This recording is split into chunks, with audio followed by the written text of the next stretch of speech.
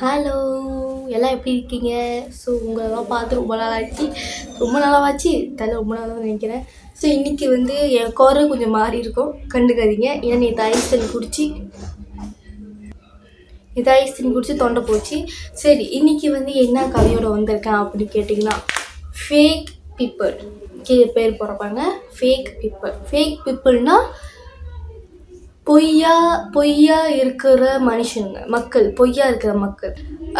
ஏன் இந்த பேர் வைக்கிறேன் அப்படி கேட்டிங்கன்னா, நான் உங்ககிட்ட வந்து 2 கதை வச்சுருக்கேன், ஓகேவா?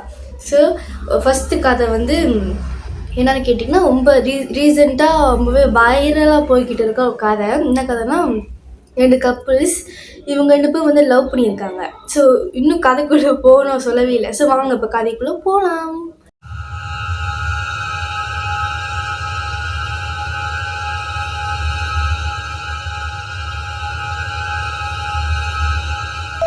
கப்புள்ஸ் இருக்காங்க. இவங்க 2 பேரும் வந்து லவ் பண்ணுறாங்க.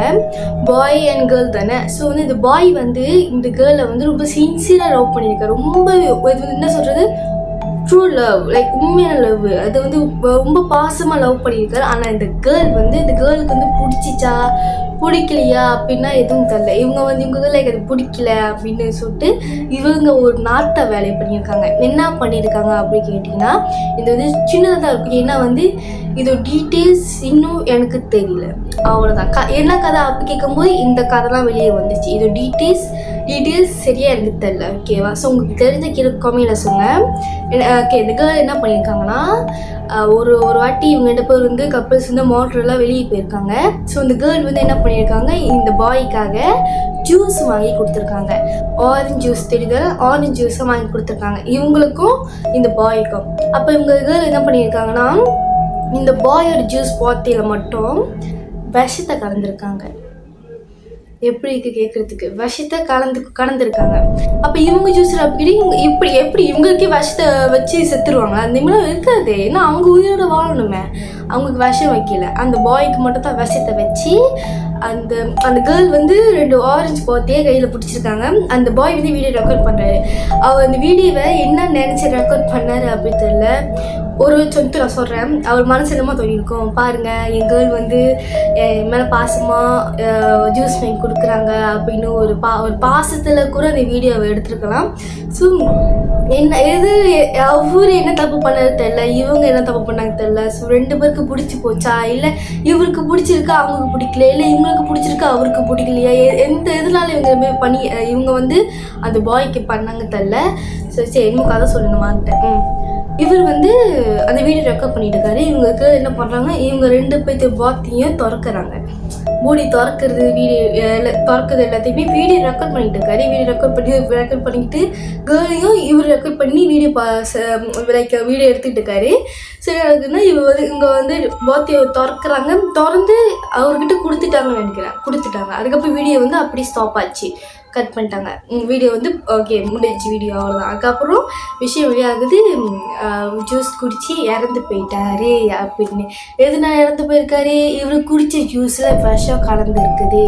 விஷம் கலந்ததுனால இவர் விஷத்தை குடித்ததுனால தான் இவர் இறந்து போயிட்டாரு அப்படின்னு ஒரு விஷயம் வெளியே இருக்குது. யார் ஜூஸ் வாங்கி கொடுத்தா, இவர்கிட்ட வந்து ஜூஸ் எப்படி போச்சு, யார் ஜூஸ் வாங்கி கொடுத்தா அப்படின்னு சம்பவம் தேடும் போது இவர் ஃபோனில் ரெக்கார்ட் பண்ண அந்த வீடியோ கிடச்சிருச்சு.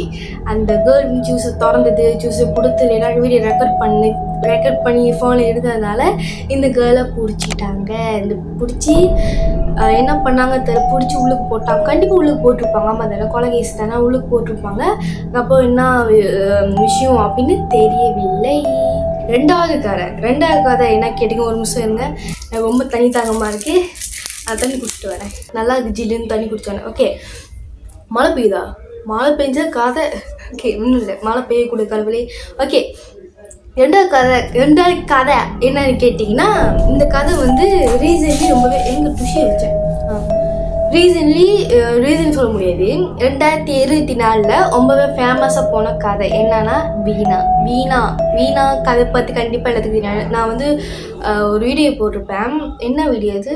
தெக்கி அதில் வந்து சொல்லியிருப்பேன். நான் கடைசி அந்த கதையை தெரியல, ஏதோ கதையை சொல்லியிருப்பேன். கடைசி கட்டத்தில் வீணா sebelum tujuh hari அந்த படத்தை பார்த்து அந்த பொண்ணோட வாழ்க்கையை பார்த்து நான் சொல்லுவேன் அப்படின்னு சொல்லிட்டு நான் உங்கள்கிட்ட சொல்லியிருந்தேன்.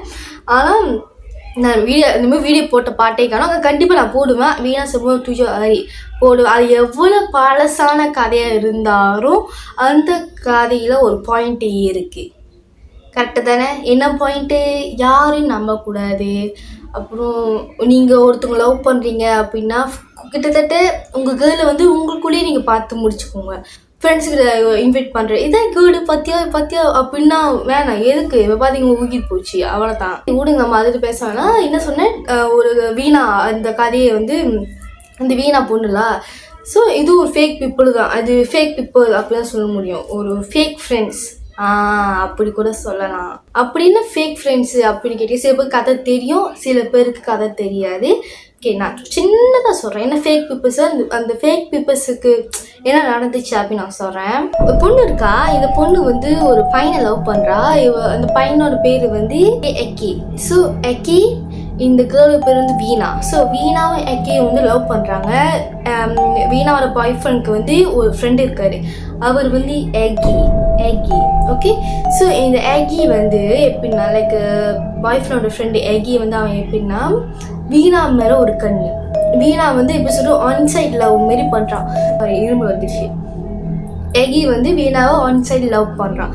ஸோ இந்த நான் வந்து உன்னை லவ் பண்ணுறேன் அப்படின்னு வீணா கிட்ட சொல்லும்போது வீணா வந்து ஓப்பனாக சொல்லிட்டா, இல்லை வேணாம், இது சரிப்பட்டு வராது, எக்கிக்கு தெரிஞ்சால் பிரச்சனை ஆகும், நீ வந்து காட்டிக்காத அப்படி ஒரு விஷயம் சொல்லிட்டு வீணா இந்த விஷயத்த வந்து முடிச்சிட்டா. பிரச்சனை வேணாம் சொல்லிட்டு விஷயத்த அப்படி முடிச்சிட்டா. ஆனால் எகி வந்து திருந்தலை. அவன் என்ன பண்ணான், பின்னாடி ஃபாலோ பண்ணுறது. வீணாவும் எக்கியும் வெளியே ஜாலியாக போகும்போது பின்னாடியே வர்றது, மச்சான் நானும் வரட்டா அப்போ சொல்லிட்டு கூடயே வருது. இந்தமாரி டார்ச்சர் பண்ணிக்கிட்டே போயிருந்ததுனால ஒரு நாள் என்ன நடந்துச்சுன்னா, வீணாவும் எக்கியை வந்து இவங்க 2 பேர் வெளியே போயிருக்காங்க.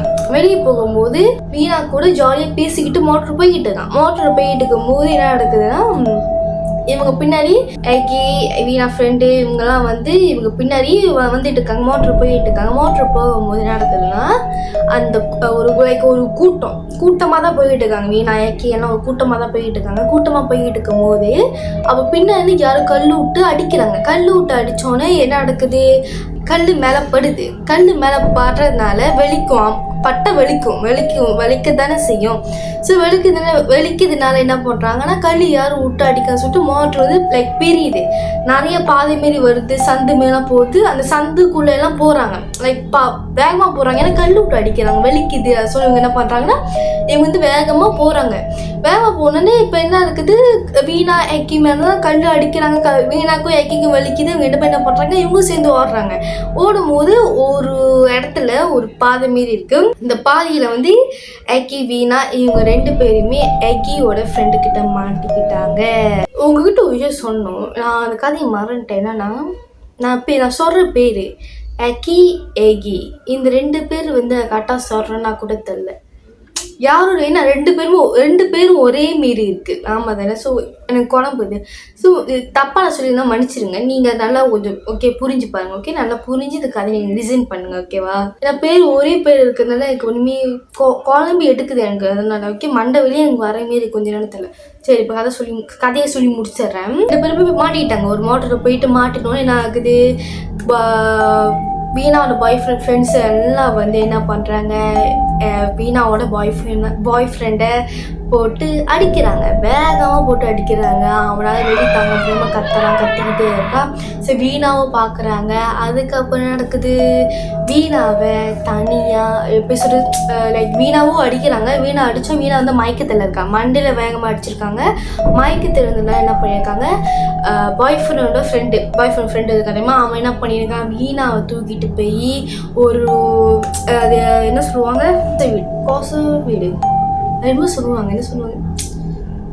கோசை வீடு தான், கோசை வீடு சுற்றி எப்படி காடு மாரி இருக்குது. நார்மலி என்ன பண்ணுவாங்க, ஒரு பொண்ணை வந்து என்ன பண்ணுவாங்க, ரேப் பண்ணுவாங்க. வந்து என்ன பண்ணிட்டாங்க, ரேப் பண்ணோன்னே அப்புறம் அந்த பொண்ணு வந்து தூக்கி வீணாவையும் பாய் ஃப்ரெண்டையும் தூக்கி மோட்ரு வந்து என்ன பண்ண, மோட்ருலாம் அடித்து உடச்சி தூக்கி பாலம் ஓரத்தில் போட்டு இவங்க இந்த வீணா பாய் ஃப்ரெண்டும் மோட்ரு பக்கத்தில் படுக்க வச்சுட்டு இவங்க எல்லாம் கூட்டமாக கிளம்பிட்டாங்க. அவள் மறுநாள் வந்து விஷயம் என்ன வெளியாகுதுன்னா, வீணா பாய் ஃப்ரெண்டும் அடிப்பட்டு இறந்து போயிட்டாங்க.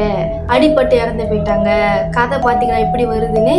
ஸோ இவங்க வந்து ஓரத்தில் அடிப்பட்டு 2 பேருமே ஸ்பாட் முடிச்சிட்டாங்க அப்படின்னு கதை வெளியாகுது. பாடி செக் பண்ணும்போது என்ன வந்திருக்கு, அந்த பொண்ணை யாரும் ரேப் பண்ணியிருக்காங்க.